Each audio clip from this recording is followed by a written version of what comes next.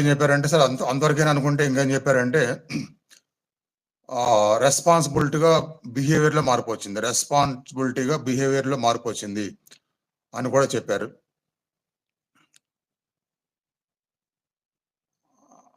అదొకటి చెప్పిన దాంట్లో నిజం అనుకోవడానికి. ఇంకొకటి ఏం చెప్పారంటే నేను అడిగాను, అలా ధ్యానం మీద ఇంట్రెస్ట్ పెట్టడం కానీ, కుండలిని గురించి మాట్లాడటం కానీ, కుండలి చక్రాస్ గురించి మాట్లాడటం కానీ, ఏదైనా వీడియోలు చూసి ఎప్పుడైనా ఇంట్లో మాట్లాడా అని అడిగాను నేను.